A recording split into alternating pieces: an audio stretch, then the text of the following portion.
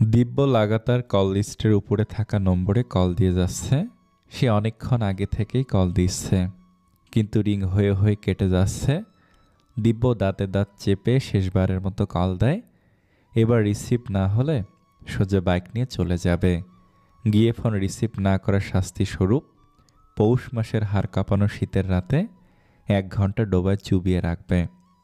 ওপাশের ব্যক্তির ভাগ্য সয় হলো, তাই তো কনকনে শীতে ডোবায় থাকার পানিশমেন্ট পেতে হলো না। ফোন তুলল। দিব্য দাঁত কিরমিরিয়ে বলল, ফোন তুলছিস না কেন? সে তখন থেকে লাগাতার কল দিয়ে যাচ্ছি। ওপাশ থেকে ভীতু সন্ত্রস্ত স্বর আসলো, হঠাৎ তোর কল দেখে ঘাবড়ে গিয়েছিলাম। তুই হঠাৎ? না মানে, শোন, আমি যা যা বলবো মন দিয়ে শুনবি, আর ঠিকঠাক পুঙ্খানুপুঙ্খভাবে সেটাই করবি। ওপাশ থেকে কাঁপা কাঁপা স্বর আসে, কি করতে হবে? ক্লিয়ার? অসম্ভব। এখনই আমার নার্ভাস লাগছে, ভয় হচ্ছে। লাগানো 3টে দাঁত ওর থাপ্পড়ে খুলে না যায়। সব শুনে তোর মতো ও আমার মতো নয়, আমার থেকে ওর ধৈর্য বেশি। ও সহজেই স্টিম পয়েন্টে যায় না। আর যদি রাগের বশে 2-4টা চড় ঘুষি দেয়ও, এটা তোর কৃতকর্মের ফল। আমি যেভাবে যেভাবে যা যা বললাম তাই করবি। তা না হলে এবার তোকে আর তৃষাকে একসাথে শ্বশুরবাড়ি পাঠাবো। এই শ্বশুরবাড়িতে কিন্তু থেরাপি হয়। বুঝতে পেরেছিস এবার? ওপাশ থেকে সুরসুর করে সোজা উত্তর আসলো, আচ্ছা আচ্ছা ভাই, ঠিক আছে, যেমনটা বলেছিস ঠিক তেমনই বলবো। কথাটা শেষ হওয়ার সাথে সাথেই টুটটুট করে কল কেটে দেয় দিব্য। তারপর আঙুল মুষ্টিবদ্ধ করে বলে, তৃষা, সেদিন ছেড়ে দেওয়া ভুল হয়েছিল। এবার দ্বিগুণ মাসুল গুনতে রেডি থাকো। একেবারে বকেয়ার সাথে বোনাস সহ পাবে। রাত গভীর, পুরো বাড়ি নিস্তব্ধ গুমট। ইভান সবেমাত্র ফিরল। ফ্রেশ হয়ে বিছানায় বসে। তনুজা ঘুমে বিভোর। তনুজার ঘুমন্ত নিষ্পাপ মুখশ্রীতে নিষ্পলক চাহনিতে চেয়ে দেখে ইভান। মুখের ওপর থাকা অবাধ্য বেবি হেয়ারগুলো আলতো হাতে সরিয়ে দেয় ইভান। হঠাৎ ইভানের দৃষ্টি তনুজার হাতে পড়তেই বুকের ভেতর ধক করে ওঠে। তনুজার হাতের পোড়া দেখে কষ্ট অনুভব হয়। ইভান তড়িৎ গতিতে ফার্স্ট এড বক্স থেকে কাঙ্ক্ষিত অয়েন্টমেন্ট হাতে নেয়। যত্ন সহকারে আলগোছে তনুজার হাতে লাগিয়ে দেয়। ইভানের অবচেতন মন ভাবে, না চাইতে তোমাকে বোধহয় খুব বেশি কষ্ট দিয়ে ফেলেছি, সরি। ইভানের স্পর্শে তনুজা ঘুমের মধ্যে নড়চড়ে ওঠে। ঘুমের ঘোরেও চোখের ঘন পল্লব নড়ল, সাথে একটু আলগা হয়। পরপর চোখ দুটো বুঝে যায়। মনে হচ্ছে আবেশে স্পর্শে ঘুমটা আরও গভীর হলো। তনুজার কোমরে থাকা কমফোর্টার গলা অবধি টেনে দেয় ইভান। সুন্দর করে কমফোর্টার জড়িয়ে দিয়ে তনুজার মুখের দিকে ঝুঁকে অস্ফুটে আওড়ায়, এক নীরব কষ্ট অনুশোচনা আমার ভেতরটা জ্বালিয়ে পুড়িয়ে দিচ্ছে। অথচ আমি কারো কাছে কষ্টটা প্রকাশ করতে পারছি না। আই এম সরি তনুজা, নিজের মনকে বোঝাতে আমার একটু সময় প্রয়োজন। সকালে বাড়িতে থমথমে পরিস্থিতি বিরাজ করছে। বেলা হতে চলল, তবুও সবাই রুমেই। বুয়ার থেকে কাল রাতের ঘটনা সবটা শুনেছে। কাল সারাদিন শরীরের ওপর বেশ প্রেশার পড়ায় খুব ক্লান্ত ছিল। তাড়াতাড়ি ঘুমিয়ে পড়েছিল ডিনার না করেই।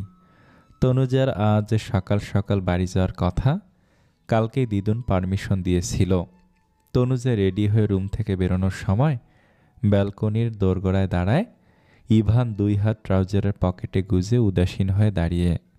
তনুজার কথায় সম্বিত ফিরে ঘুরে তাকায়, আসছি। তনুজা সৌজন্যমূলক বলে। ইভান গম্ভীর স্বরে বলল, বেড টেবিলের ওপর দেখো অয়েন্টমেন্ট আর মেডিসিন রাখা আছে। অয়েন্টমেন্টটা দিনে 2 থেকে 3 বার হাতে ইউজ করবে, আর মেডিসিন খাবে। তনুজা হতবাক হয়। কখন দেখল? তনুজার ভাবনার চরকায় ব্যাঘাত ঘটিয়ে ইভান ফের বলল, একটু কেয়ারফুলি চলো, টেক কেয়ার। তনুজার চোখ দুটো ছলছল করে ওঠে। চোখের জল আড়াল করতে, নিজের কষ্ট লুকাতে তড়িৎ উল্টো দিক ঘুরে দাঁড়ায়। মিহিস্বরে বলল, আসছি, ভালো থাকবেন। দিদুনকে বলে তনুজা গাড়ির কাছে যেতেই ড্রাইভার দরজা খুলে দেয়। গাড়িতে পা দেওয়ার আগে তনুজা ঘাড় ঘুরিয়ে মাথা তুলে দোতলার ব্যালকনিতে চায়। তনুজাকে মাথা ঘোরাতে দেখে ইভান উল্টো দিক পিঠ করে ঘুরে দাঁড়ায়। তনুজা দীর্ঘশ্বাস ফেলে। অবচেতন মন বলে, সহ্য করতে করতে ধৈর্য হারিয়ে ফেলেছি। তারপরও মনকে বোঝাই, আজ নয়তো কাল সবটা ঠিক হয়ে যাবে। তবে আমি বোধহয় ভুল। এখন আমি বুঝতে পারছি আপনার কাছে অতটা গুরুত্বপূর্ণ আমি নই যতটা আমি ভেবেছিলাম। অফিসে বসে ফাইলে নজর বোলাতে বোলাতে হাতঘড়িতে সময় দেখে ইভান। পরপর ফোন হাতে নিয়ে কল করে। রিসিভ হতে ওপাশ থেকে বড় করে সালাম আসলো। আসসালামু আলাইকুম স্যার। ইভান উত্তর দিয়ে গম্ভীর গলায় প্রশ্ন করল, ম্যাডামকে ঠিকঠাক বাসায় পৌঁছে দিয়েছেন? বয়স্ক ড্রাইভার অপ্রস্তুত হয়, আমতা আমতা করে বলল, জি জি জি স্যার, ম্যাডাম এতক্ষণে পৌঁছে গিয়েছে। ইভানের কপালে ভাঁজ পড়ল। পরপর গলার স্বর চড়িয়ে বলল, হোয়াট রাবিশ! পৌঁছে গিয়েছে মানে? আপনি তনুজাকে বাসায় ড্রপ করে দিয়ে আসেননি?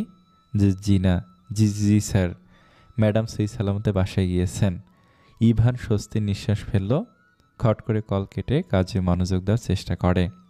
তবে কাজে মন বসছে না আজ। মনটা আনচান করছে। ঘড়ির কাঁটা বেলা 11টার ঘর সুই সুই। শীতের তেজহীন সূর্যটা কুয়াশার চাদর ভেদ করে সবেমাত্র আলো ছড়াচ্ছে। সাদা টি শার্টের ওপর থাকা চেন খোলা কালো ডেনিম জ্যাকেটটা এক হাতে সরিয়ে গায়ে পারফিউম পুশ করে দিব্য। অতঃপর সাদা কেটস জোড়া পায়ে গলিয়ে উবু হয়ে ফিতা বাঁধতে থাকে। এমন সময় হঠাৎ উচ্চস্বরে চেঁচামেচির শব্দ ভেসে আসলো, যেখানে তামান্নার গলার স্বর স্পষ্ট শোনা যাচ্ছে। টেবিলের ওপর থেকে বাইকের চাবিটা হাতে নিয়ে রুম থেকে বেরোয় দিব্য। লিভিং রুমে মাথা নুইয়ে দাঁড়িয়ে নীতি। দু চোখ বেয়ে ঝরঝরি অশ্রু গড়িয়ে পড়ছে মেয়েটার। তামান্না মেয়েকে শাসিয়ে যাচ্ছেন। খানিকক্ষণ আগেই নেওয়াজ সাহেব বেরিয়েছেন। সরাসরি সামনাসামনি মাফ চেয়ে তাদেরকে আর আগাতে বারণ করতে। তারপর থেকে তামান্না যেন খেপেছে। সমস্ত রাগ মেয়ের ওপর ঝাড়ছে। পারছে না তো মেয়েকে শুলে চড়াতে, এমন অ্যাটিটিউড শো করছে। নূরজাহান বেগম এসে মেয়ের দিকে অসন্তোষ বদনে চেয়ে বললেন, এসব কি হচ্ছে বাড়িতে? এটা বাড়ি নাকি বস্তি? সকাল সকাল গলা ফাটিয়ে চিৎকার করছিস? বলতো আমায়, তোর সমস্যা কোথায় শুনি? শিরিন একবার তামান্নার দিকে তো আবার নীতির দিকে চাইলেন। পরপর নীতির কাছে দাঁড়িয়ে মেয়েটাকে আগলে নেন। তামান্নার দিকে বিরক্তিকর দৃষ্টি নিক্ষেপ করে বললেন, তামান্না, তোমার মনে হচ্ছে না তুমি বাড়াবাড়ি করছো? বাড়ির সকলে যখন দ্বিমত করছে না, তখন তোমার এত সমস্যা কিসের? স্বয়ং নেওয়াজ ভাই যেখানে রাজি, এরপরে তুমি এরকম বিহেভিয়ার কেন করছো? ওদিকে সিঁড়িতে দাঁড়িয়ে দাঁড়িয়ে সবটা দেখছে আর শুনছে দিব্য। তামান্নার আগে গজগজ করতে করতে এগিয়ে আসলেন। আচমকা নীতির একটা হাত ধরে টান দিয়ে শিরিনের থেকে এক ঝটকায় ছাড়িয়ে নিলেন। তিরিক্ষি গলায় বললেন, আমার মেয়ের ব্যাপারে যে কোনো সিদ্ধান্ত নেওয়ার অধিকার নিশ্চয়ই আমার আছে। আমি মা। আমার মেয়ের কিসে ভালো হবে সেটা আমার থেকে বেশি কেউ বুঝবে না। মায়ের থেকে মাসির দরদ নিশ্চয়ই বেশি হয় না। সবার তো উপরে উপরে আলগা দরদ উথলে পড়বে। বকলে মারলে কাটলেও আমার থেকে বেশি কেউ মেয়ের ভবিষ্যৎ নিয়ে চিন্তিত উদ্বিগ্ন হবে না। দিব্যর কপালে শিরা উপশিরা ফুলে উঠল। ফুপির আচরণ প্রত্যেকটা কথাবার্তা রং মনে হলো। তারপর অতিমাত্রায় মেজাজ খারাপ করে দেয়। মায়ের থেকে এভাবে নীতিকে টান দিয়ে সরিয়ে নিয়ে উচ্চস্বরে কথা বলায় দিব্যর মেজাজ এতটাই চড়ল, সামনে যা আছে তাই ভেঙে চুরমার করতে ইচ্ছে করছে।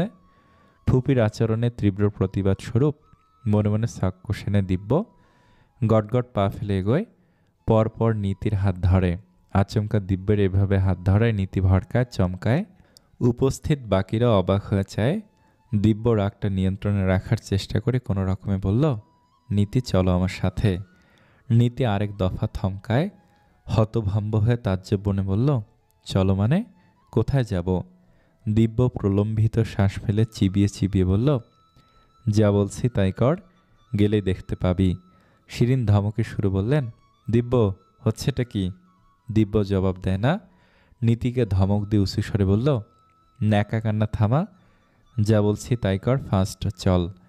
কথাটা শেষ করে নীতির হাত ধরে এক প্রকার জোর করে নিয়ে বেরিয়ে যেতে থাকে দিব্য। দিব্যর রাগী অগ্নিমূর্তি রূপ দেখে তামান্না ভড়কায়। দিব্যর সামনে কিছু বলতে গলা কাঁপল, সাহসে কুলায় না। তবে এভাবে নীতিকে নিয়ে বেরিয়ে যাওয়া দেখে ভাবির ওপর সমস্ত রাগ ক্ষোভ গিয়ে থামল। নূরজাহান প্রলাপ শুরু করেছেন, বাড়িতে কি হচ্ছে কিছুই ঠাউর করতে পারছি না, একের পর এক অশান্তি লেগেই রয়েছে। তামান্না শিরিনকে দোষারোপ করে বলতে থাকলো, ভাবি, তোমার সামনে তোমার ছেলে বেয়াদবি আচরণ করলো, তুমি কিছুই বললে না। আবার মেয়েটাকে এভাবে কোথায় নিয়ে গেল? তুমি দাঁড়িয়ে দাঁড়িয়ে নির্বিকার দেখলে, টু শব্দটি অবধি করলে না। এখন আমার মেয়ের ভালো মন্দ কিছু হয়ে গেলে এর দায়ভার তোমাদের নিতে হবে। এই বলে ধপ করে সোফায় বসে পড়লেন। নীতির আঁচল মুখে টেনে বিলাপ করে কান্না শুরু করলেন। শাড়ির আঁচল মুখে টেনে বিলাপ করে কান্না শুরু করলেন। নৃত্যকে ডেকে বলল, নৃত্য, তোর পাপাকে কল কর, সবটা বল, আজকে এই বাড়ি থেকে চলে যাব। শিরিনের প্রচণ্ড রাগ হলো। রাক্ষোভ নিয়েই বললেন, তোমার মেয়ে ছোট নয়? মেয়ে যখন একজনকে পছন্দ করে বসে আছে, সেখানে আরেক জায়গায় বিয়ের কথা ভাবো কি করে তুমি? আর আমার জানা মতে আমার ছেলে নয়, তোমার মেয়েই। কিছু ভেবে অসম্পূর্ণ বাক্যকে দাড়ি টানে শিরিন। কথাটা শেষ করে না, ওদিকে বাইকের সামনে দাঁড়িয়ে নীতি হাত জোর করে রিকোয়েস্ট করে যাচ্ছে, প্লিজ, আল্লাহর দোহাই লাগে, মাথা ঠান্ডা করো। তুমি এভাবে আমাকে নিয়ে এলে মাম্মা সারা বাড়ি মাথায় করবে, আরও বেশি ক্ষুব্ধ হবে, তাই বলছি। দিব্য আকাশ বাতাস কাঁপিয়ে ধমক দিয়ে বাইকে চড়তে বলে। নীতি ভয়ে ঢোক গিলে নেয়।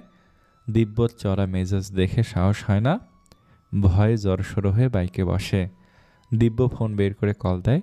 রিসিভ করতে গমগম স্বরে আদেশ স্বরূপ বলল, প্লাজার সংলগ্ন কাজী অফিসে জলদি আয়। ওপাশ থেকে অবাক হয়ে প্রশ্ন আসলো, কাজী অফিস আসবো? কিন্তু কেন? কাজী অফিসে মানুষ কী জন্য যায়? ওপাশ থেকে সরল উত্তর আসে, বিয়ে করার জন্য। কিন্তু বিয়েটা কার? দিব্য স্পষ্ট জবাব দেয় না, তারা দিয়ে বলল, শোন, তুই জলদি আয়, সাথে আরও 2-3 জনকে জোগাড় করে আন, সাক্ষীর জন্য আমি রাখছি। কল কাটতে গিয়ে কিছু ভেবে দিব্য তড়িঘড়ি করে বলে উঠল, এই শোন শোন, আমি 2টা নম্বরে মেসেজ করে পাঠাচ্ছি, এখনই কল দিয়ে কাজী অফিসে অ্যাড্রেস দিয়ে বলবি দিব্য যেতে বলেছে। বুঝতে পেরেছিস? ক্লিয়ার? আমি কাকে ফোন করে বলবো? আর আমি কেন, তুই বল। মাথায় হেলমেট পরতে পরতে বলল, মেজাজ খারাপ আছে, ওপাশ থেকে নেগেটিভ কিছু শুনলে না জানি কি বলে ফেলবো, তাই তোকে বলছি, এত কথা বাদ দে, আর যা বলছি তাই কর, কুইক।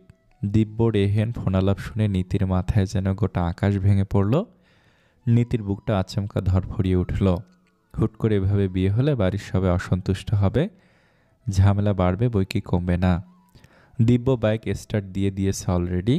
নীতি আকুতি মিনতি করে দিব্যকে বোঝানোর চেষ্টা করছে, কিন্তু মনে হয় না দিব্যর কানে অনুরোধ ঢুকছে।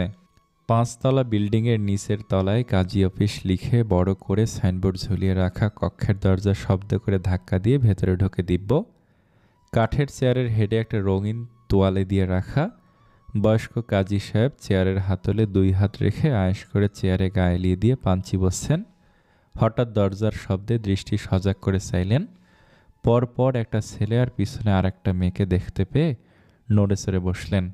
নক না করে এভাবে ঢুকায় কাজী সাহেবের বদনখানি বিরক্তিতে ছেয়ে যায়। এর মধ্যে নীতি কান্না ভেজা গলায় দিব্যকে উদ্দেশ্য করে অনুরোধ স্বরূপ বলল, প্লিজ, রাগটা কমাও, ঠান্ডা মাথায় একটু ভাবো, এভাবে হলে বিষয়টা খুব বিশ্রী হবে। বিয়ে স্বপ্নের জীবনের সবচেয়ে গুরুত্বপূর্ণ বিষয়, যেখানে সবাই চায় তার পরিবার তার পাশে থাকুক, সবার সম্মতিতে, সবার দোয়া নিয়ে নতুন জীবনে পদার্পণ করতে। আমি ওর ব্যতিক্রম নই। জীবনের বিয়ে নামক গুরুত্বপূর্ণ বিষয়ে আমি আমার পাপাকে ছাড়া, পাপার দোয়া ছাড়া কিছুতে এগোতে পারবো না। এভাবে বিয়ে করলে আমার পাপাকে হার্ট করা হবে। আমার পাপা ভীষণ কোমল হৃদয় সম্পূর্ণ মানুষ। আমি জানি পাপা ঠিক রাজি হবে, আর মাম্মাকে বাড়ির সকলে বোঝালে সে বুঝবে। তাই এভাবে বিয়ে না করে সবার সম্মতিক্রমে হোক, আমি সেটাই চাই। দিব্য 2 হাত জিন্সের পকেটে গলিয়ে কাজী সাহেবকে উদ্দেশ্য করে বলল, কাজী সাহেব, আপনাকে এখন একটা বিয়ে পড়াতে হবে, জলদি ফটাফট সব ঠিক করে নিন, হাতে সময় কম। কাজী নীতির দিকে একবার তো দিব্যর দিকে একবার তাকালেন, চোখ দুটো ডলে নিয়ে ভালো করে পরোক্ষ করলেন। নীতিকে ইশারায় দেখে প্রশ্ন করে উঠলেন, মেয়েটা তো কান্না করছে, কান্না করে কেন? বিয়েতে নিশ্চয় রাজি না, জোর করে তুলে আনছো কি? কাজীর একাধিক প্রশ্নে দিব্যের রাগের পারদ উঁচুতে ওঠে। স্পষ্ট রাগী দৃষ্টিতে তাকালো, কণ্ঠস্বর ছড়িয়ে বলল, আপনার যেটা কাজ সেটাই করুন, এত জেরা করতে হবে না, প্রশ্ন বাদ দিন, যা বললাম তাই করুন। দিব্যর রাগী চোখ দুটো তারপর বজ্র কণ্ঠ শুনে কাজী সাহেবের অন্তরাত্মা ভয় কেঁপে উঠল। কাজী সাহেব ভীতু সন্ত্রস্ত মুখবয়ব করলেন, নিম্নস্বরে বললেন, বিয়ে পড়াবো তা সাক্ষী কই? সাক্ষী লাগবো না? আপনি কাগজপত্র সব ঠিকঠাক করতে থাকেন, সাক্ষী 5 মিনিটের মধ্যে চলে আসবে। কাজী সাহেব দীর্ঘশ্বাস ফেললেন। সম্মানীয় একটা পেশায় থেকেও এমন নজির আছে, গলায় ছুরি ধরে জোর করে বিয়ের কার্যক্রম করতে হয়েছে। মাঝে মধ্যে মাস্তান গোছের চ্যাংড়া পোলাপাইন এসে হুমকি ধামকি দেয়, জীবন বাঁচানোর জন্য অনিচ্ছা সত্ত্বেও বিয়ে পড়াতে হয়। এই যে পাশে দাঁড়ানো মেয়েটির চোখের পানি দেখে বয়স্ক কাজীর মনটা কিছুতেই সায় দিচ্ছে না। ছেলেটি নির্ঘাত মেয়েটিকে জোর করে তুলে এনেছে। মেয়েটিকে দেখে কাজীর বড্ড মায়া হলো। ফাঁকা একটা ঢোক গিলে এক বুক সাহস সঞ্চয় করে নিলেন। সামনে থাকা বেপরোয়া রাগী ছেলেটার পানে চাইলেন। আমতা আমতা করে কম্পিত গলায় বললেন, বাবা, বাচ্চা মেয়েটা কান্না করছে তো, এটা কি ঠিক হচ্ছে? নীতিকে নিয়ে কাজীর এত আদিক্ষেতা দেখে দিব্যর রাগ হচ্ছে।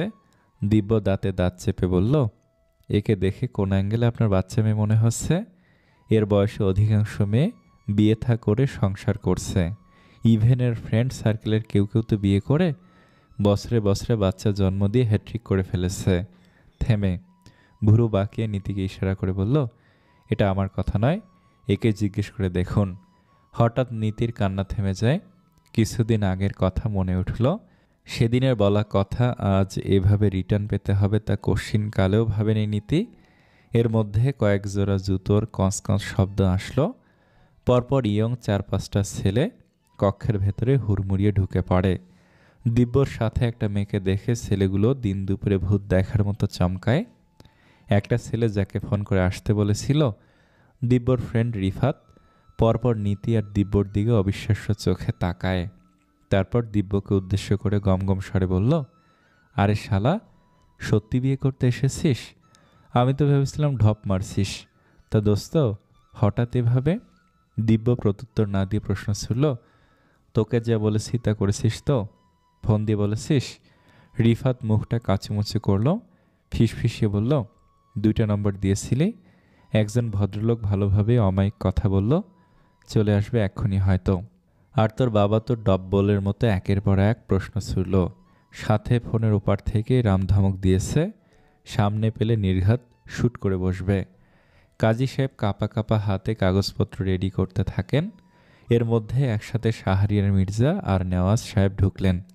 নেওয়াজ সাহেব ফোনে মির্জা সাহেবের সাথে কথা বলে একসাথে আসেন। শাহরিয়ার মির্জা পা ফেলেই উঁচু স্বরে বললেন, দিব্য, এসব কি শুরু করেছো তুমি? নীতি ঘাড় ঘুরিয়ে বাবাকে আর মামাকে দেখতে পায়। দৌড়ে বাবার কাছে যায়। আচমকা বাবাকে জড়িয়ে ধরে ফুপিয়ে কাঁদতে থাকে। নেওয়াজ সাহেব মেয়ের মাথায় স্নেহের হাত বুলিয়ে দেন। ভরসার বাণী আওড়ালেন, নীতি মা আমার, কান্না করে না। এই তো পাপা চলে এসেছে, মন খারাপ করে না সোনা মা। নৃত্য ফোনে সবটা বলেছে আমায়, আমি সব শুনেছি। পাপা তোমাকে সাপোর্ট করবে অ্যান্ড পাশে থাকবে, ভয় পেও না। শাহরিয়ার মির্জা ছেলের সামনে দাঁড়িয়ে শাসিয়ে বলতে শুরু করলেন, দিব্য, আমাকে রাগিয়ে দিও না, এটা বেশি বাড়াবাড়ি হয়ে যাচ্ছে। বাড়ি চলো, ঠান্ডা মাথায় সিদ্ধান্ত নেওয়া যাবে। তোমার ফুপিকে বুঝিয়ে সুঝিয়ে মিটমাট করা যাবে। নেওয়াজ সাহেব এগিয়ে আসলেন, নম্র স্বরে বললেন, ভাইজান, আমি রাতেই বলেছি আমার দ্বিমত নেই। দিব্য যা করছে আমার তাতে সম্পূর্ণ মত আছে। আপনি রাজি থাকলে আমরা কাজটা সই সালামতে সম্পূর্ণ করতে পারি। শাহরিয়ার মির্জার মেজাজ কিছুটা মিয়ে আসলো। কিছু ভেবে খানিকক্ষণ ধম মেরে থাকলেন। দ্বিধা দ্বন্দ্ব নিয়ে বললেন, তামান্না যেহেতু চা কথার মাঝেই পুরো কথা পড়ে নেন নেওয়াজ সাহেব। থামিয়ে দিয়ে বললেন, তামান্না বেশি বাড়াবাড়ি করছে, ও আজীবনে একরোখা। যাকে ওকে আমি বুঝিয়ে বলবো, আর আমার মনে হয় একবার বিয়ে হয়ে গেলে ও মেনে নেবে। শাহরিয়ার মির্জা আর দ্বিমত করলেন না। ভাবলেন ছেলেমেয়ে যেহেতু পছন্দ করে, তাই বিয়ে দিয়ে দেওয়াটাই বেটার। হারাম রিলেশনে থাকার চেয়ে হালাল পবিত্র বন্ধনে বেঁধে দেওয়া গার্ডিয়ানের বড় দায়িত্ব। ছেলেমেয়ের বিয়ের বয়স উপযুক্ত হলে বিয়ে দেওয়া গার্ডিয়ানের সবচেয়ে বড় কাজ। প্রথমে দিব্য সাইন করে।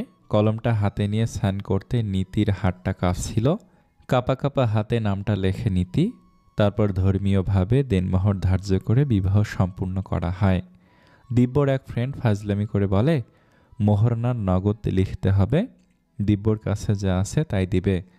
দিব্য ভেবাচাকা খায়। জ্যাকেটের পকেট, জিন্সের পকেট হাতড়িয়ে 3200 টাকা পায়। বন্ধুরা বলল, তাহলে দিব্য, এটাই হোক তোর মোহরানা। শাহরিয়ার মির্জা চোখ গরম করে তাকিয়ে বললেন, এই না না, আমার ছেলের মোহরানা মাত্র। কাজী সাহেব, আপনি 10 লক্ষ লিখুন। আমার সম্পত্তির একমাত্র উত্তরাধিকারী আমার ছেলে। আমার সব কিছু তো ওরই। নেওয়াজ সাহেব মৃদু হাসলেন, বললেন, ভাইজান বাচ্চারা যেহেতু বলছে এটাই লিখতে দিন। আর মোহরানা কম বেশি এটা কোনো ফ্যাক্টর নয়। সংসার জীবনে সুখী হতে দুজন দুজনের প্রতি অগাধ শ্রদ্ধা, সম্মান, ভালোবাসা প্রয়োজন। টাকা পয়সা নয়, অর্থ কখনো মানসিক শান্তি দেয় না। নীতির মাথায় বড় করে ওড়না টেনে দেয়া হলো।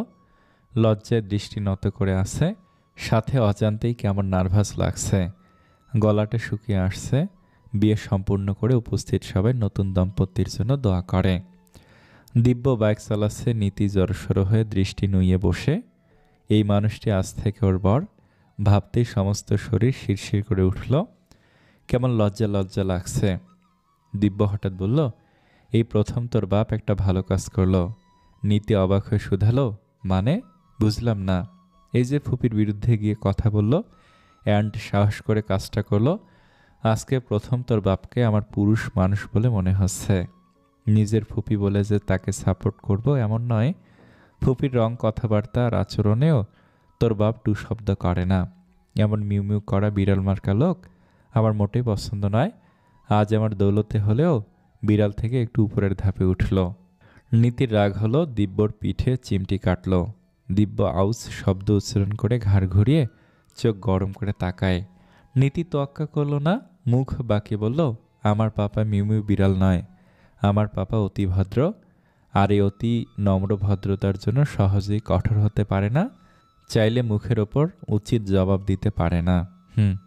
দিব্য থামিয়ে দিয়ে বলল, হয়েছে হয়েছে, এত প্রশংসা করতে হবে না। ড্রয়িং রুমে উপস্থিত নূরজাহান, শিরিন, নওয়াজ আর শাহরিয়ার মির্জা। তামান্না নিজের রুমে ছিল।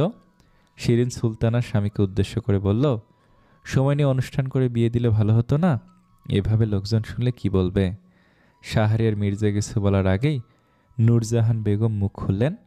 ম্লান মুখে আফসোস ঝরল কণ্ঠে, দুইটা নাতি আমার। তাদের বিয়ে নিয়ে কত আশা স্বপ্ন ছিল। বড় ধুমধাম করে অনুষ্ঠান করব, সকলকে দাওয়াত করে খাওয়াবো, ইয়া মাবুদ। অথচ দুইটা দাদু ভাইয়েরে হুট করে বিয়ে হলো। একটা নাতিরও আমার স্বাভাবিকভাবে বিয়ে হলো না। বিশাল আকার আলিশান অফিস কক্ষ, কৃত্রিম সাদা আলো ছড়িয়ে সর্বত্র। সব সময়কার মতো রুমের বাতাসে মিশে আছে লেমন এয়ার ফ্রেশনার, সতেজ করা ঘ্রাণ। পরপর বসা থেকে উঠে নামি দামি পর্দা এক হাতে সরিয়ে ইভান একপাশে দাঁড়ায়। দুই হাত প্যান্টের পকেটে ঢুকিয়ে উদাসী হয়ে দাঁড়ায়। মোটা পুরু কাঁচের দেয়াল ভেদ করে রাতের আলোক সজ্জিত ব্যস্ত শহর দেখা যায়। চারিদিকে এত আলো ঝলমলে পরিবেশ, অথচ ইভানের হৃদয় জুড়ে অন্ধকারের ঘনঘটা। মনটা বড্ড বিষণ্ণ, বিরহে অস্থির চিত্ত। মন, মস্তিষ্ক, নয়ন সবটাই নিজের নিয়ন্ত্রণের বাইরে।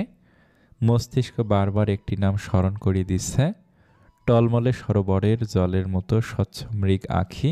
মায়ের ডুবানো পবিত্র নিষ্পাপ বদনখানি নয়নে বারংবার ভাসছে। মনটা খুব করে তার সংস্পর্শ চাইছে। আজ গোটা দিন ইভানের মনটা বিক্ষিপ্ত, কোনো কাজে মন বসেনি। না চাইতেও মনটা উদ্বিগ্ন। তনুজা অভিমানী হয়ে অনুরাগে চলে গিয়েছে। দিন গড়িয়ে সন্ধ্যা হলো। সন্ধ্যা পেরিয়ে ধরণীতে রাত্রির অবতরণ হয়েছে। তবুও তনুজার থেকে একটা কল, ছোট্ট একটা বার্তা অবধি আসেনি। অভিমানের পাল্লা এতটাই ভারী হয়েছে যে তনুজা একবারও ফোন করে জানানোর প্রয়োজন বোধ করেনি। এটা স্থির করতেই বিরহে মন ভারী হয়ে ওঠে ইভানের। ভেতরটা হাঁসফাঁস করে উঠল। পরক্ষণে মনে হলো দোষ তনুজার নয়, দোষী স্বয়ং সে নিজে। সেই তো নীরব থেকে তনুজাকে ইগনোর করে এসেছে। তাই তনুজার রাগ, অনুরাগ, মান অভিমান সাজে। ইভানের নিজের ওপর নিজেরই রাগ হচ্ছে, সাথে আফসোসও হচ্ছে। সে বোধহয় একটু বেশি অবহেলা করে ফেলেছিল তনুজাকে। তনুজাকে ফোন করে সরি বলবে, সাথে খোঁজ খবর নিবে, আর আর নিজের অশান্ত মনকে শান্ত করবে। এই ভেবে ইভান পকেট থেকে ফোন বের করে। কল লিস্টে গিয়ে পরম কাঙ্ক্ষিত নম্বরের সামনে আঙুল থামে। আঙুল স্পর্শ করে সিম1 থেকে যেই কলে চাপ দিবে এমন সময় নক করার শব্দ হয়। ইভানের মনোযোগে ব্যাঘাত ঘটে। পরপর ফোন হাতেই এগোয়। দরজার ওপাশে দাঁড়িয়ে ইভানের বিয়ে বিনম্র স্বরে বলল, may I coming sir? Ivan ভাবে একটু পরে ধীরস্থিরভাবে তনুজাকে কল দিবে। রিভলভিং চেয়ারে বসতে বসতে বলল, yes coming. PA Enamul Haque ভেতরে এসে নিম্ন স্বরে বলল, স্যার একটা ছেলে এসে বলছে সিইও স্যারের সাথে দেখা করা জরুরি। আমি বারবার বলছি এখন অফিস আওয়ার নয়, স্যার রাজি হবেন না, আপনি আগামীকাল আসুন। কিন্তু উনি তো কিছুই শুনছেন না। আধা ঘন্টা হতে চলছে, বাইরে ওয়েট করছে আর বলছে আজ দেখা করতেই হবে, নইলে সমস্যা হবে। তার নাকি দেখা করা অবধি স্বস্তি মিলবে না। নাসরবান্দার মতো গো ধরে বসে আছে। যদিও ছেলেটির বেশভূষা দেখে মেন্টাল লাগছে না, তথাপি এরূপ কথায় কেন জানি আমার অবাক লাগছে। ইভান গম্ভীর মুখাবয়ব করে তীক্ষ্ণ চোখে চাইল। ইভানের দৃষ্টি দেখে আচমকা পিয়ে এনামুল হকের মুখ বন্ধ হয়। নতুন এই পিয়ের মুখটা একটু বেশি চলে। এনামুল হক ফাঁকা ঢোক গিলে নিয়ে তড়িৎ বলল, সরি স্যার, আমি তাহলে ছেলেটিকে চলে যেতে বলি, গার্ড ডেকে বের করে দেই। ইভান টেবিলের ওপর হাত দুটো রেখে আদেশ করল, তুমি এখন যেতে পারো আর ছেলেটিকে পাঠিয়ে দাও। ইভানের সামনের চেয়ারে মুখটা কাচুমুচু করে ভীতু সন্ত্রস্ত হয়ে বসে লিমন। লিমনকে আগে থেকে চেনে ইভান। দিব্য আর ইভান একই ব্যাচমেট হলেও ডিপার্টমেন্ট আলাদা ছিল। লিমন, তৃষা, দিব্য একই ডিপার্টমেন্টে ছিল। অনার্সে ফাইনাল ইয়ারে ওঠার পর র্যাকডেতে শাড়ি পরিহিত সুন্দরী তৃষাকে দেখে মুগ্ধ হয়েছিল ইভান। তারপর ভার্সিটির ক্যান্টিনে একদিন একই টেবিলে লাঞ্চ করার সময় অল্প স্বল্প কথাবার্তা, অতপর অ্যাফবিতে ফ্রেন্ড হওয়া, কন্ট্যাক্ট নাম্বার আদান প্রদান, এভাবেই হয় প্রেমের সূত্র। আজকে সামনে বসা লিমনকে দেখে ইভানের প্রচণ্ড রাগ হচ্ছে। তবে কী জন্য এসেছে? আর যেহেতু এটা অফিস, এখনও কিছু সংখ্যক স্টাফ আছে, অফিসে সিন ক্রিয়েট করতে চাইছে না। ইভান কপালে প্রগাঢ় ভাঁজ ফেলে গম্ভীর মুখে জিজ্ঞেস করল, হঠাৎ আমার এখানে কি দরকার? আবার কোনো ষড়যন্ত্র করতে নিশ্চয়ই? লিমনের হাত পা কাঁপতে শুরু করলো। ক্রমশ ভয়ে কণ্ঠস্বর রুদ্ধ হয়ে আসছে। কি করে বলবে এই ভেবে বেচারা নাজেহাল অবস্থা। না বললে রক্ষে নেই। দিব্য যে খ্যাপাটে, ওকে বিশ্বাস নেই। একদম পঙ্গু করে জেলের ভাত খাইয়ে ছাড়বে। 20 ডিগ্রি সেলসিয়াস তাপমাত্রাও চিন্তায় অস্থিরতায় লিমন ঘামতে শুরু করে। হাত দিয়ে কপালের ঘামটুকু মুছে ঢোক গিলে গলাটা ভিজিয়ে নেয়। মিহিসরে ঠোঁট নাড়িয়ে বলল, ইভান, আই এম সরি, আমি কিছু বলতে চাই। যা কিছু হয়েছে এর জন্য আমি নয়, তৃষা দায়ী। আমি শুধু তৃষার কথা মতো ওকে একটু হেল্প করেছি, ব্যাস। তবে নিজের করা এই কাজটুকুর জন্য আমি এখন অনুতপ্ত আর ক্ষমাপ্রার্থী। লিমন শর্টকাটে সবটা বলে কিভাবে আর কি জন্য তৃষা তনুজের ওপর প্রতিশোধ নিতে ওকে বলির পাঠা বানায়। দিব্যর শিখিয়ে দেওয়া কথাটা শেষে বলে লিমন, তৃষা নিশ্চয়ই ভুল ছিল। দিব্য আমাদের মাঝে বাজি ধরে তনুজাকে প্রেমের প্রস্তাব দেয়। আমরা জানি দিব্য বাজিতে জিততেই অভিনয় করেছিল, আর আমাদের ফ্রেন্ড সার্কেলটা একটু এরকমই ছিল, ফ্লার্টিং করতাম। দৃষ্টি নুয়ে লজ্জিত মুখে অপ্রস্তুত গলায় এক একটা কথা বলছে লিমন। ইভান নিজ দিব্যর ফ্রেন্ড সার্কেল সম্পর্কে অবগত, তারপরও কেন জানি লিমনের সব কথা বিশ্বাস হচ্ছে না। ইভান তীক্ষ্ণ দৃষ্টি নিক্ষেপ করে প্রশ্ন ছিল, আজ হঠাৎ কি মনে করে নিজে থেকে এসব বলতে আসা? না মানে কেউ কি প্রেশার দিয়েছে? লিমন ফাঁকা ঢোক গিলে নেয়। এই রে, ইভান টের পেয়ে গেল নাকি? নিজেকে ধাতস্থ করে তড়িঘড়ি করে বলল, না, কেউ চাপ দেয়নি। আর কে চাপ দিবে? ইদানিং আমার বিবেক রীতিমতো আমাকে দংশন করে যাচ্ছে। অপরাধ বোধে ভুগছি। মনে হচ্ছে সত্যিটা বললে যদি একটু হলেও স্বস্তি মেলে। আর যখন জানলাম মূল কালপিট তৃষা হওয়া সত্ত্বেও সে এখনও কোনো শাস্তি পায়নি, অথচ অল্প স্বল্প হলেও আমি পেয়েছি, তাই সত্যিটা বলতে আসছি। ইভান তাচ্ছিল্য হাসল। তাচ্ছিল্যের সুরেই বলল, হাউ ফানি। জঘন্য কাজ করার সময় বিবেকে একটিবারের জন্য বাঁধল না, এখন নাকি বিবেকে বাঁধছে। আনবিলিভেবল। লিমন যেন কেঁদে দিবে এমন অবস্থা ওর। মুখটা সর্বোচ্চ অসহায় করে অপরাধ বোধে লজ্জিত হয়ে বলল, আমি মন থেকে বলছি, আমি সত্যি অনুতপ্ত। তৃষার কথা মতো কাজটা করা মোটে উচিত হয়নি। জানি ক্ষমার অযোগ্য, তারপর বলছি মাফ করে দিস। আমি খুব সরি। ইভান চোখ তুলে তীক্ষ্ণ দৃষ্টিতে চাইল, পরপর বলল, সরি বললেই সব সলভ হয়ে যায়? তোদের জন্য আজ 3-3টে মানুষ ভুক্তভোগী। 3-3টে মানুষ কষ্ট পাচ্ছে। তৃষার মাধ্যমে দিব্যর বিষয় শুনে আমি প্রতিনিয়ত অপরাধ বোধে অনুশোচনায় ভুগছি। মাঝখানে তনুজাকে কষ্ট দিচ্ছি, ওদিকে দিব্যরও নিশ্চয়ই কষ্ট পাচ্ছে। দিব্যর কষ্টের জন্য আমার নিজেকে সম্পূর্ণ দায়ী মনে হচ্ছে। তৃষা মিথ্যে বানিয়ে বলেছে। বললামই তো দিব্য বাজি ধরেছে, আর দিব্য সবসময় বলতো ওর পছন্দের কেউ আছে, যাকে হুট করে বিয়ে করে দেখিয়ে দেবে। বাকি সব ওর প্রাং। দিব্যর শিখিয়ে পড়িয়ে দেওয়া বলি আওড়ায় লিমন। তবে ইভানের বিশ্বাস হচ্ছে না। ও বলল, আমি তৃষাকে খুব ভালো করে চিনি, জানি ওর দ্বারা সর্বোচ্চ নিকৃষ্টতম কাজ করে একদম নিচে নেমে স্বার্থ সিদ্ধি করা অবিশ্বাস্য কিছু নয়। তবে এখানে কিছু কথা বিশ্বাস হচ্ছে না। আর এই অনুশোচনা, ক্ষমা চাওয়া সবটাই কেমন নাটকীয় লাগছে। আচমকা লিমন বসা থেকে উঠে দাঁড়ায়। পরপর ইভানের হাত দুটো ধরে হাউমাউ করে কেঁদে উঠল। কাঁদতে কাঁদতে বলল, প্লিজ আমায় ক্ষমা করে দিস। আর আমি খুব ভয়ে আছি, বিষয়টা নিয়ে পুলিশ কেস টেস হলে স্ক্যান্ডেল হয়ে যাবে। এরকম হলে আমার বাবা আমাকে বাড়ি থেকে বের করে দেবে। অনুরোধ করছি। ইভান হাত দুটো ঝট করে ছাড়িয়ে নিল। তপ্ত নিঃশ্বাস ফেলল। গম্ভীর কণ্ঠে বলল, কেন জানি তোর এই চোখের জলে আজ আর চাইলেও সহানুভূতি আসছে না, বরং রাগের পরিমাণ বাড়ছে। আমি নিজেকে যথাসম্ভব স্বাভাবিক রাখার চেষ্টা করছি। Please let me alone. আমার সামনে থেকে যা। তোদের মতো বিশ্বাসঘাতক লোকেদের দেখলে সিম্পেথি তো দূর, শুধু ঘৃণার পরিমাণ বাড়ে, বই কি কমে না। আর এখন ইচ্ছে তো করছে রাগ ক্রোধ নিয়ন্ত্রণের মধ্যে রাখতে শেষ কথাটা গিলে নেয় ইভান। অতিরিক্ত বাক্য ব্যয় না করে কড়া চাহনিতে সে দরজা বরাবর ইশারা করে কাঠিন্য সুরে বলল, আউট, গেট আউট। শীতের সময় রাত গভীর হয় দরুন। শহরের রাস্তায় যানবাহনের সংখ্যা নগণ্য, নেই বললেই চলে। কুয়াশাচ্ছন্ন শুনশান রাস্তা দিয়ে ড্রাইভ করছে ইভান। মস্তিষ্ক সজাগ করে এক হাতে ফোন তুলে কন্ট্যাক্টে গিয়ে খুঁজে খুঁজে কাঙ্ক্ষিত নম্বর বের করে।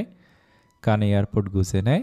রিসিভ হতে উপাস থেকে গমগমে স্বর আসলো, আরে ইভান, আজ হঠাৎ?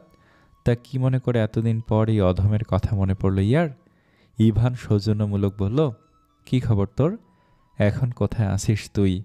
সজীব বড় করে হামি দিয়ে ঘুম ঘুম কণ্ঠস্বরে বলল, এখন তো ডিউটিতে আছি, আজ নাইট ডিউটি ছিল। ইভানের ফ্রেন্ড সজীব বিসিএস দিয়ে এসপি হয়েছে। আগে রেগুলার দেখা সাক্ষাৎ হলেও কর্মক্ষেত্রে প্রবেশ করার পর যোগাযোগ কমে যায়। ইভান ড্রাইভ করতে করতে কথা বলছে, অনেকদিন আগে শুনেছিলাম রমনা থানায় তোর পোস্টিং হয়েছে, এখন কোথায় আছিস? এখানেই নাকি ট্রান্সফার? কথার মাঝে জবাব আসলো, না না, ট্রান্সফার হয়নি। ইভান স্বস্তি নিঃশ্বাস ফেলল। পরপর বলল, শোন, আমাকে একটা হেল্প করতে হবে। ওকে দোস্ত, ব্যাপার না, কোনো প্রকারের হেজিটেশন ছাড়াই বলে ফেল। এই অধম তোর উপকারে আসতে পারলে নিজেকে ধন্য মনে করবে। তো ঝটপট বল ইয়ার। ইভানের ঠোঁটের কোণে বাঁকা হাসি ফুটল। ও বলল, এটা করতে হবে। ওপাশ থেকে কয়েক সেকেন্ড সময় নিয়ে প্রত্যুত্তর আসলো, প্রবলেম নেই, তবে এর জন্য তো উপযুক্ত প্রমাণ জোগাড় করা লাগবে। নো টেনশন, আমি সব ব্যবস্থা করে দেব। আরও কিছুক্ষণ কথাবার্তা চলতে থাকে। রাত গভীর, চারিদিকে নিস্তব্ধতা। ইভান সবেমাত্র ফিরল। বাড়ির সদস্যরা হয়তো ঘুমে বিভোর। রুমে ফিরে আনসান করা মনটা উচাটন বাড়ছে। বড্ড শূন্যতা অনুভব হচ্ছে। আজ আর ফিরে মায়াবী মুখের দর্শন হয়নি। সে আশেপাশে থাকলে মাদকতা মিশ্রিত মিষ্টি মিষ্টি সুঘ্রাণে মনটা আন্দোলিত হয়। ঘরময় থাকা মিষ্টি সুঘ্রাণটা মিসিং। নীরব থাকলেও সে চোখের সামনে ঘুরলে ফিরলে মনের গহীনে আলাদা এক টুকরো প্রশান্তি বিরাজ করে। সেখানে তার অনুপস্থিতিতে আজ ইভানের মন জুড়ে বিরহ বইছে। চোখের পাতায় ঘুম নামছে না। ব্যালকনিতে দাঁড়িয়ে আকাশ পানে চেয়ে ইভান এক মনে তনুজার কথা ভাবছে। কথায় আছে, দাঁত থাকতে আমরা দাঁতের মর্ম বুঝি না, ঠিক আমরা আমাদের শুভাকাঙ্ক্ষী আপনজনদের কদর ঠিকঠাক করতে জানি না। যখন হারিয়ে ফেলি, যখন তারা পাশে থাকে না, ঠিক তখনই তাদের গুরুত্ব কতটা উপলব্ধি করি। একাকিত্ব ইভানকে টের পাইয়ে দিচ্ছে তনুজা তার কাছে কতটা প্রয়োজনীয়। অল্প সময় হলেও এই কয় মাসে তনুজা তার মানসিক প্রশান্তির পথ্য। এটা আজ ইভানের মন মস্তিষ্ক স্বীকার করতে বাধ্য। দূরে ঘুটঘুটে অন্ধকারে শূন্য দৃষ্টিতে চেয়ে মনে মনে ভাবে ইভান, সময়টা অল্প দিনের হলেও তোমার মায়ে খুব বেশি নিজেকে জড়িয়ে ফেলেছি। তোমার শূন্যতা আমাকে জানান দিচ্ছে তুমি আসলে আমার কাছে কতটা জরুরি। যা কিছু আমার জন্য জরুরি তার থেকেও বেশি জরুরি তুমি। ক্লান্ত চোখ জোড়া বুঝে নেয় ইভান। বুক চিরে দীর্ঘশ্বাস বেরোয়। দীর্ঘশ্বাসের শব্দ নিস্তব্ধতায় ঘেরা বিষণ্ণ রাতের সাথে মিশে যায়। ওর অবচেতন মন আওড়ায়। সাইকোলজি তো বলে যখন কেউ কাউকে মন থেকে ভাবে তখন পৃথিবীর অপর প্রান্তের মানুষটিও তাকে নিয়ে ভাবতে থাকে, এই যে আমি তোমায় নিয়ে ভাবছি, আমার মন মস্তিষ্ক তোমাকে ভাবতে বিভোর, তবে তুমিও কি একইভাবে আমার কথা ভাবছ? ইভানের হঠাৎ আফসোস হলো, ইস, কতই না ভালো হতো আমার তোমাকে নিয়ে ভাবনাগুলো যদি ভাবনার সাথে সাথে নোটিফিকেশন আকারে তোমার মনে পৌঁছাতো, তাহলে তুমি বুঝতে, তুমি জানতে আমি ঠিক কতটা তোমায় মিস করছি, কতটা তোমায় স্মরণ করছি। নিজ রুমে আজ কেন জানি অস্থির লাগছে, বেশি হাঁসফাঁস ঠেকছে। আগেও তো কত একলা থেকেছে, তখন তো একাকিত্ব তাকে অস্থির বানায়নি, তবে আজ কেন একাকিত্ব তাকে অস্থির করছে, সাথে অসহায় করে তুলছে। বিষণ্ণ মন নিয়ে রুম থেকে বেরোয় ইভান। বাড়ির বেশিরভাগ সদস্যরা এখনও জাগেনি। নামাজ শেষ করে দীর্ঘক্ষণ তাসবিহ পাঠ করে রুম থেকে বেরোয় নূরজাহান। উদ্দেশ্য মেয়ের রুমে যাবেন। কাল থেকে মেয়েটা বেহুদা রাগ করে না খেয়ে আছে, রুম থেকে অবধি বেরোচ্ছে না। মেয়েকে বোঝাবেন। হঠাৎ কালো হুডি গায়ে ইভানকে লিভিং রুম পেরিয়ে বাইরে বেরোতে দেখে হাঁক ছেড়ে পিছু ডাকলেন, দাদু ভাই। ইভান পরপর পিছু ঘুরে উত্তর দেয়, হ্যাঁ দিদুন। ইভানের মুখটা কেমন শুকনো শুকনো ঠেকছে।